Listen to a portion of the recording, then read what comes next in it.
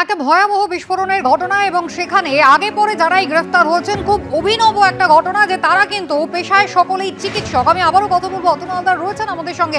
অতনু, এর আগে কিন্তু এই ধরনের নজির আমরা কোথাও দেখিনি যে যারাই গ্রেফতার হচ্ছেন তারা পেশায় চিকিৎসক, অর্থাৎ হোয়াইট কলার সন্ত্রাস কি কোথাও যদি নাশকতা হয়ে থাকে তাহলে এই টেরর মডেল কি ধরনের অবলম্বন করা হচ্ছে? দেখো, একবারই এখনো পর্যন্ত মোট 4 জন চিকিৎসকের নাম পাওয়া যাচ্ছে, যার মধ্যে একজন যে গাড়ি চালাচ্ছিল বিস্ফোরণ ঘটিয়েছে বলা হচ্ছে ডাক্তার ওমর মোহাম্মদ। আমি যদি এই ওমর মোহাম্মদকে ধরি তাহলে মোট 4 জন চিকিৎসকের নাম পাওয়া যাচ্ছে। তাদের মধ্যে 3 জন গ্রেপ্তার হয়েছে। একজন হচ্ছে ডাক্তার আদিল, যাকে অনন্তনাগে পোস্টার লাগানোর সময় পুলিশের সন্দেহ হয় এবং তাকে গ্রেপ্তার করে, এবং তারপরই এই মডিউলটার খোঁজ পাওয়া যায় যে এইরকম একটা মডিউল যারা একদম কাশ্মীর থেকে হরিয়ানার ফরিদাবাদ পর্যন্ত তারা কাজ করছে এবং তারা একটা বড়সড় নাশকতার পরিকল্পনা করেছে। তাদেরকে জিজ্ঞাসাবাদ করে তাদের লকার থেকে 2টো AK-47 এবং 2900 কেজি বিস্ফোরক সব মিলিয়ে উদ্ধার করা হয়। এবং শুধু তাই নয়, ডিটোনেটার থেকে আরম্ভ করে রিমোট কন্ট্রোল ডিভাইস সমস্ত কিছু তাদের কাছ থেকে পাওয়া যায়। অর্থাৎ একটা বড়সড় নাশকতার পরিকল্পনা এই চিকিৎসকরা করছিলেন। এটা একটা রীতিমতো অবাক করে দেওয়ার মতো ব্যাপার। শিক্ষিত সমাজের একদম মানুষ যারা একদম পুরোধা, সেই সমস্ত শিক্ষিত মানুষরা এই ধরনের জঙ্গি কার্যকলাপের সঙ্গে যুক্ত হয়ে পড়েছেন এবং তারা ষড়যন্ত্র করছেন, নাশকতা ঘটানোর পরিকল্পনা করছেন। এবং তুমি যদি দেখো যে এই ঘটনায় যে গাড়িটা i20টা ব্যবহার হয়েছে, এটা 2014 সালে এই গাড়িটার রেজিস্ট্রেশন হয় গুড়গামে, এবং তারপর এই গাড়িটা 3বার হাত বদল হয়। 3বার হাত বদল হয়ে তারিক বলে একজন পুলওয়ামার, সে এই গাড়িটা কেনে। কিন্তু যেটা দেখা যাচ্ছে, যে তারিক এই গাড়িটা কেনে সেই তারিক নিজে গাড়ির চাবি নেয়নি, গাড়িটা নেওয়ার সময় সে আরেকজনকে পাঠিয়েছিল। এবং এই গাড়িটা প্রথম যে কিনেছিল মোহাম্মদ সালমান, তার নামই এখনও রেজিস্ট্রেশন রয়েছে এবং তারপরে 3বার হাত ঘুরেছে। ফলে যেটা দেখা যাচ্ছে যে গাড়িটা এমনভাবে পরিকল্পনা করে কেনা হয়েছিল যাতে গাড়ি কে কিনছে, কে ব্যবহার করছে এইটা সহজে ধরা না যায়। এবং যেভাবে এখানে গাড়িতে বিস্ফোরণ ঘটানো হয়েছে তা থেকে গোয়েন্দারা একটা অনুমান করছেন যে এই বিপুল পরিমাণ বিস্ফোরক মজুত করা হয়েছিল, যার পরিকল্পক ছিলেন এই চিকিৎসকরা। তারা এই বড় সড়ো কোনো নাশকতা ঘটানোর পরিকল্পনা থেকেই এই বিস্ফোরক মজুত করেছিল এবং সেটা সম্ভবত কার বম হিসাবেই ব্যবহার করা হতো। কিন্তু পুরো নেটওয়ার্কটার একটা অংশ যখন ধরা পড়ে যায়, তখন সম্ভবত যেটা গোয়েন্দারা অনুমান করছেন যে ডাক্তার ওমর মোহাম্মদ তাড়াহুড়োয়, যে তার বাকি সঙ্গী ডাক্তার আদিল, ডাক্তার মোজাম্মেল, তারা ধরা পড়ে গেছে, তাদের জমা করা অধিকাংশ বিস্ফোরক বাজেয়াপ্ত হয়ে গেছে। ফলে যে পরিমাণ বিস্ফোরক বাজেয়াপ্ত হতে বাকি ছিল, সেই পরিমাণ বিস্ফোরক নিয়ে ডাক্তার ওমর মোহাম্মদ তিনি ঢুকে পড়েন দিল্লিতে এবং সেই বিস্ফোরণটা ঘটান।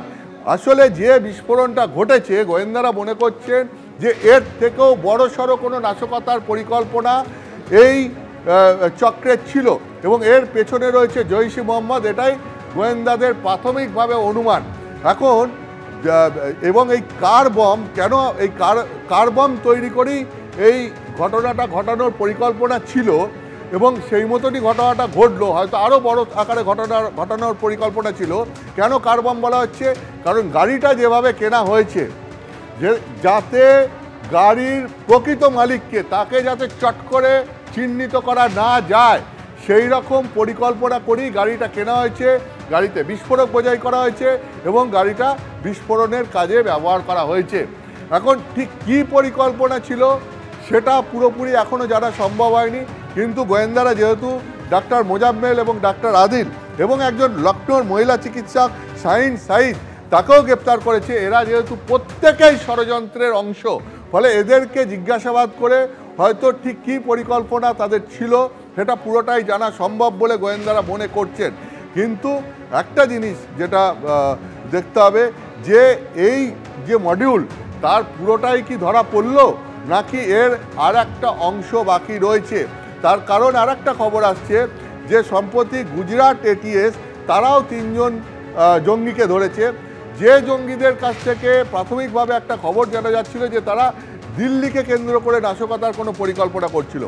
অর্থাৎ দিল্লিকে লক্ষ্য করে চারিদিক থেকে বিভিন্ন জঙ্গি মডিউল নিজেদের মধ্যে যোগাযোগ রেখে কি বড়সড় কোনো পরিকল্পনা করছিল?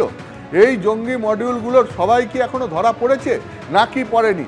গোয়েন্দাদের চিন্তার ভাঁজ সেখানেই, এবং সেই মতনই গোয়েন্দারা বের করার চেষ্টা করছেন যে এই মডিউলের আর কেউ বাকি রয়েছে কিনা, যারা হয়তো এখনো পর্যন্ত ধরা পড়েনি, যারা হয়তো নাশকতার চক্রান্ত এখনো করে যাচ্ছে। একেবারেই অতনু, তুমি আমাদের সঙ্গে থাকো। দিল্লি বিস্ফোরণ কাণ্ডে হোয়াইট কলার সন্ত্রাস, বিস্ফোরণ কাণ্ডে আরো নিবিড় হলো পুলওয়ামা যোগ। বিস্ফোরণ কাণ্ডে জড়িত চিকিৎসকদের 3 জনই পুলওয়ামার বাসিন্দা।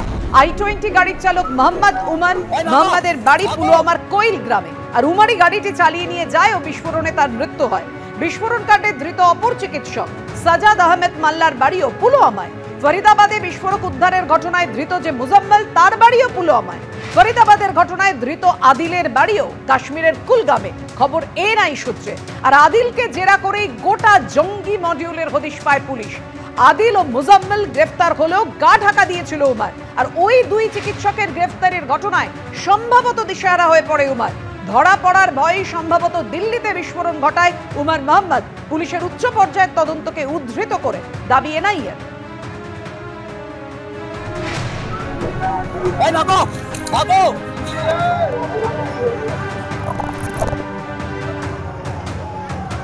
দিল্লির মুখ্যমন্ত্রী রেখা গুপ্ত কি বলেছেন দেখুন।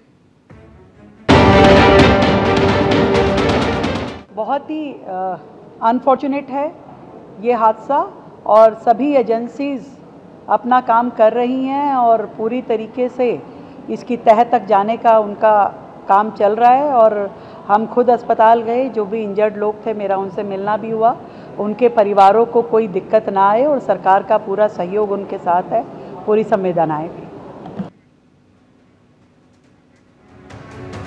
দিল্লি বিস্ফোরণে ঠিক কি ধরনের বিস্ফোরক ব্যবহার করা হয়েছে পুলিশ কি দাবি করছে, কারণ এখনো পর্যন্ত জানা যাচ্ছে ডেটোনেটর ব্যবহার করা হয়েছে। কথা বলবো, আমাদের সঙ্গে রয়েছেন আমাদের প্রতিনিধি অতনু হালদার। অতনু, বিস্ফোরণের তীব্রতা এতটাই ছিল সেটা প্রত্যক্ষদর্শীদের বক্তব্যেই স্পষ্ট, কারণ একেবারে অনেক দূর পর্যন্ত ছিটকে গিয়েছিল। নানান বিস্ফোরণে যা যা ব্যবহার করেছিল ওই বিস্ফোরকের মধ্যে যা ছিল, কি ধরনের পদার্থ ব্যবহার করা হয়েছিল?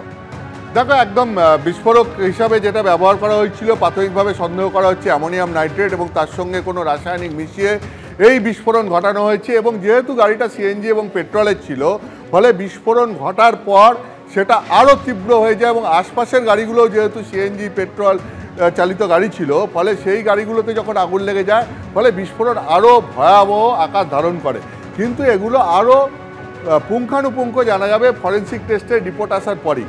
এখন তোমাকে আমি যেটা বলবো যে এই পুরো পরিকল্পনাটা যেটা প্রাথমিকভাবে মনে করা হচ্ছে যে এটা সুইসাইড অ্যাটাক, এবং এটা কার বম, অর্থাৎ গাড়িকে বোমা হিসেবে ব্যবহার করে বিস্ফোরণ ঘটানোর একটা পরিকল্পনা ছিল, এবং সেই মতনই ঘটনাটা ঘটেছে।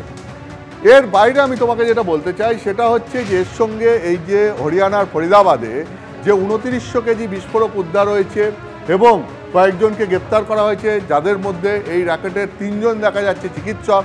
এদেরকে জিজ্ঞাসাবাদ করে যে বিভিন্ন তথ্য পাওয়া গেছে, তাতে প্রাথমিকভাবে মনে করা হচ্ছে যে ওই ফরিদাবাদের যোগসূত্রেই এখানে এই দিল্লিতেও বিস্ফোরণ ঘটেছে। এবং ফরিদাবাদে যে চিকিৎসককে ফরিদাবাদে খোঁজা হচ্ছিল, সেই চিকিৎসক তিনিই গাড়িটা চালাচ্ছিলেন, যার নাম হচ্ছে ওমর মোহাম্মদ। এই চিকিৎসক ওমর মোহাম্মদ, তাকে ফরিদাবাদ থেকে যখন তার বন্ধুরা আদিল এবং মোজাম্মিল এই 2জন চিকিৎসক ধরা পড়ে যায়, তখন এই চিকিৎসক সেখান থেকে ওই বিস্ফোরক বোঝাই গাড়ি নিয়ে পালিয়ে দিল্লিতে এসে ঢুকে যায়। এখন এই গাড়িটা সোমবার দিনকে সকালে ফরিদাবাদে দেখা গেছে, একে পুলিশ খুঁজছিল, এবং তারপরে তাকেই গাড়ি চালাতে দেখা গেল এবং তার গাড়িতে বিস্ফোরণ হলো। ফলে ফরিদাবাদের লিঙ্কটা পরিষ্কার হচ্ছে। এখন এর পেছনে কারা রয়েছে, এর প্রাথমিকভাবে সন্দেহ করা হচ্ছে জৈশি মোহাম্মদ। তুমি জানো যে পেহেলগাঁওয়ে কয়েক মাস আগে যে জঙ্গিয়ানার ঘটনা ঘটে, এবং সেই জঙ্গিয়ানার ঘটনার পর ভারতীয় সেনাবাহিনী অপারেশন সিঁদুর অভিযান চালায়, এবং সেই অপারেশন সিঁদুর অভিযানে পাকিস্তানের মধ্যে বাওয়ালপুরে সেখানে জৈশি মোহাম্মদের যে সদর দপ্তর ছিল সেটাকে গুড়িয়ে দেয়। মাসুদ আজহার, যে জৈশি মোহাম্মদের প্রধান, তার আত্মীয় স্বজনরা মারা যায়। মাসুদ আজহার রীতিমতো আমরা বিভিন্ন সময় দেখেছি যে আক্ষেপ করে যে আমার মৃত্যু হলো না কেন এইভাবে, মানে প্রায় জৈশি মোহাম্মদের যে হেডকোয়ার্টার, তার যে কি পার্সন যারা ছিল, অর্থাৎ মূল ব্যক্তি যারা ছিল, তাদের এই অপারেশন সিঁদুরে তাদের মৃত্যু হয়, হেডকোয়ার্টার গুড়িয়ে যায় এবং তারপরে তারা ফের পরিকল্পনা করতে থাকে। গোয়েন্দারা মনে করছেন যে ফের ভারতে জঙ্গি নাশকতা ঘটানোর ষড়যন্ত্র তারা করতে থাকে এবং সেই ষড়যন্ত্রের অংশই কি এইটা গোয়েন্দারা তদন্ত করে দেখছেন যে ফের জৈশ-ই মোহাম্মদের ষড়যন্ত্র, পাকিস্তানের মাটিকে ব্যবহার করে ভারতের বিরুদ্ধে ষড়যন্ত্র করে এই জঙ্গি নাশকতা ঘটানো হলো কিনা এবং এই ধরনের বড়সড় জঙ্গি নাশকতা ঘটানোর যে পরিকল্পনা করা হচ্ছে সেটাও ওই পাকিস্তানের মাটিকে ব্যবহার করেই করা হচ্ছে কিনা সেটাও গোয়েন্দারা তদন্ত করে দেখছেন, কারণ প্রাথমিকভাবে সন্দেহের তীর সেই দিকেই যাচ্ছে। একেবারেই অতনু, ধন্যবাদ। এরই মধ্যে টাইমলাইন আপনারা দেখলেন, গতকাল সকালে কিন্তু এই i20 নিয়ে উমর মোহাম্মদ সে তার যাত্রা শুরু করেছিল এবং দুপুর 3:30 নাগাদ সে কিন্তু এই পার্কিং লটে এসে পৌঁছয়। বিস্ফোরণ স্থল থেকে এই পার্কিং লটের দূরত্ব 2.5 কিলোমিটার। 3 ঘন্টা সে অপেক্ষা করেছিল এবং তারপরে প্রায় 6:30 নাগাদ সে পার্কিং লট থেকে বেরোয় এবং ওই সিগন্যাল যখন লাল হয় তখন এই চলন্ত গাড়ি দাঁড়ায় এবং তারপরে কিন্তু সেই বিস্ফোরণের ঘটনা।